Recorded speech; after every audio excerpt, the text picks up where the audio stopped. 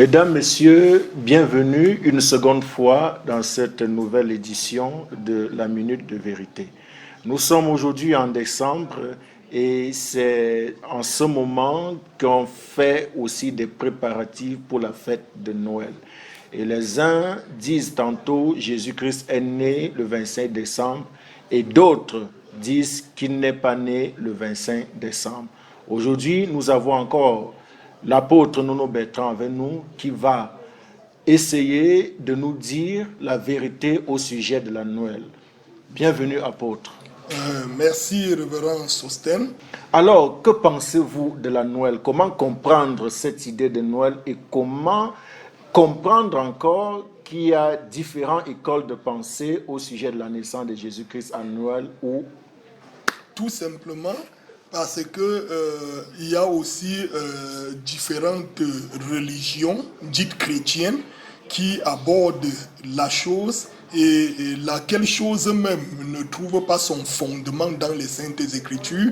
Et autant il y a des religions chrétiennes, autant il y a des conceptions diverses sur la Noël. La Noël déjà que beaucoup perçoivent ici comme étant la fête de la nativité, ce qu'on appelle de l'autre côté la nativitatis domini.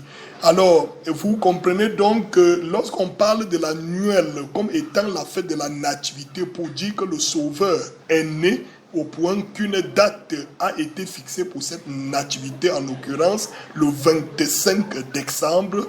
Moi, serviteur de Dieu, Nono Bertrand, croyant en la Bible, je voudrais déjà préciser que pour rien au monde, Jésus-Christ que nous connaissons bien n'est jamais né le 25 décembre, étant donné que le mois de décembre ici, du côté d'Israël, on se retrouve là en plein hiver. Et en hiver, vous savez, c'est la neige en Israël. Et la Bible nous dit dans son récit dans Saint Luc que Jésus-Christ est né à l'époque de la vie, au printemps, au moment où les agneaux naissaient. C'est même pourquoi les bergers étant en brousse, n'est-ce pas, pour garder leurs troupeaux, leurs agneaux. Et c'est là que les anges sont venus annoncer que le petit enfant était né. Imaginez-vous, les bergers en plein forêt, en plein brousse, avec des agneaux en plein milieu de la neige. Vous voyez déjà que ça ne donne pas. S'il faut regarder seulement ce petit récit, vous voyez que ça ne concorde pas. Jésus ne serait jamais né en décembre, en plein hiver. Jésus est né au printemps, à l'époque de la vie. Maintenant, pourquoi le 25 décembre? Le 25 décembre, tout simplement, cela vient, n'est-ce pas, des pratiques, des traditions païennes romaines de l'époque qui faisaient que les païens avaient des célébrations en fin d'année. Les païens avaient leur Dieu qu'ils adoraient. On dit qu'ils adoraient le soleil invaincu.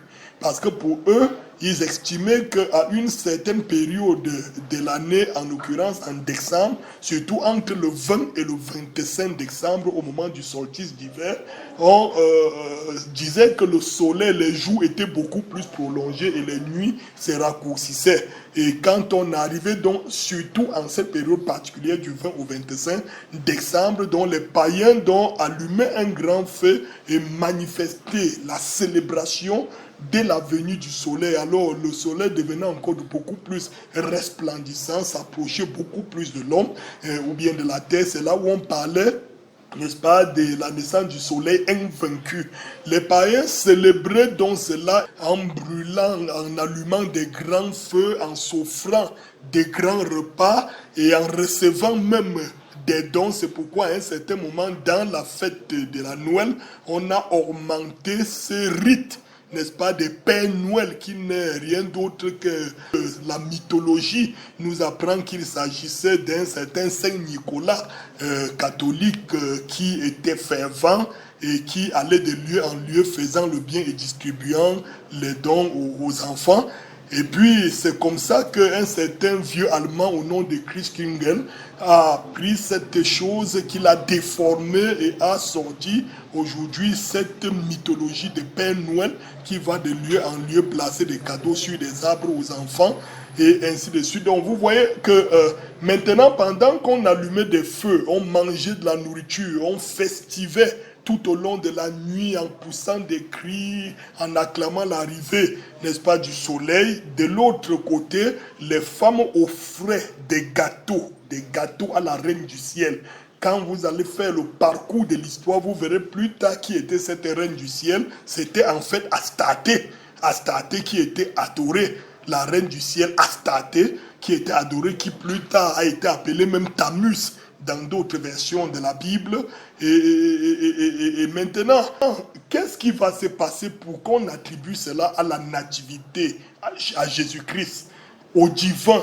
C'est que vers l'an 335 à 36, lorsque Constantin, ayant déjà pris le règne de l'Église, ayant réussi à associer l'Église avec l'État, alors il va donc écrire les lois religieuses reliées directement à l'État, et ils vont, au lieu d'ignorer ces pratiques païennes, ils vont plutôt les incorporer dans les pratiques même de l'Église, et ils vont les reconnaître comme étant des pratiques saines, des pratiques religieuses. Et maintenant, puisqu'il fallait aussi forcer ou alors manœuvrer à christianiser les païens par tous les moyens, ce qui n'était pas très facile, Constantin va réussir par ce moyen, c'est-à-dire de prendre un véhicule d'une certaine couleur et peindre en une autre couleur et présenter le même véhicule aux païens qui cette fois-ci vont accepter, sans savoir que c'est le même véhicule qu'ils utilisaient. On a juste changé la peinture.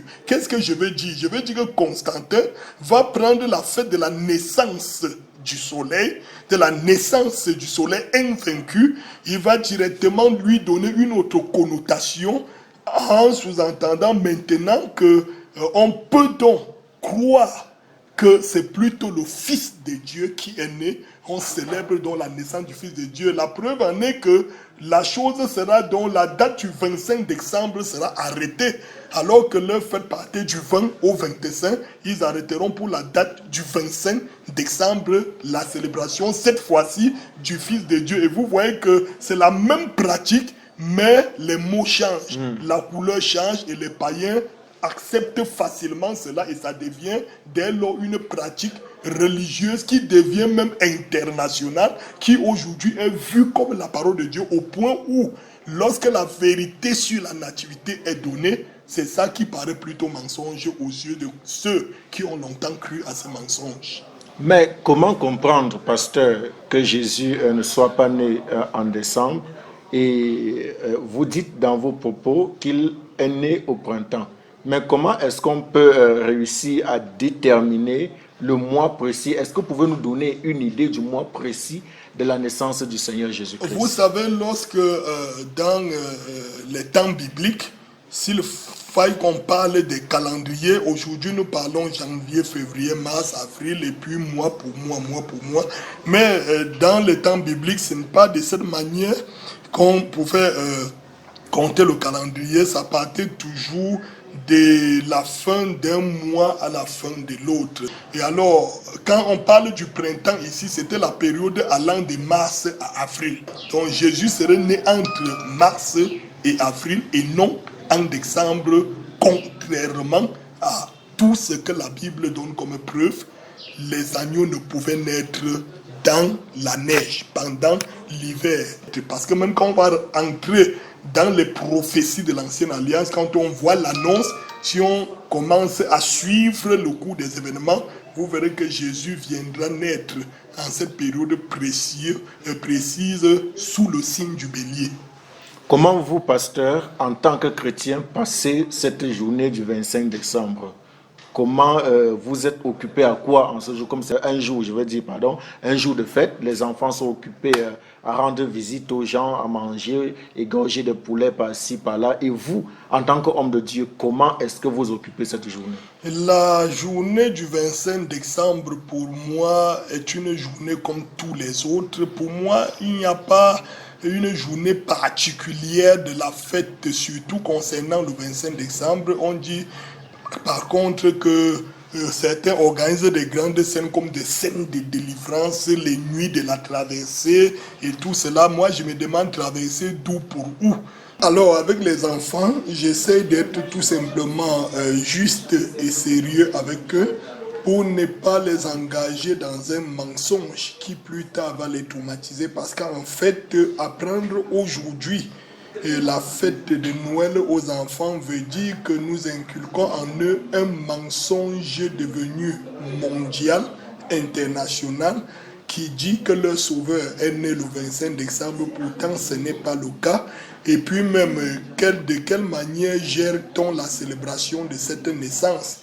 En achetant des bangers, en se saoulant la gueule, en allant au club dancing et en faisant tout ce qu'il y a d'impur et d'impudique au nom de la célébration de la naissance du Sauveur. Alors j'évite que mes enfants prennent vraiment acte et connaissance d'une telle célébration, mais j'essaie de leur faire comprendre jour après jour que Jésus-Christ est né dans leur cœur et devra être développé à l'intérieur d'eux comme un germe qui les conduira jusqu'à la perfection.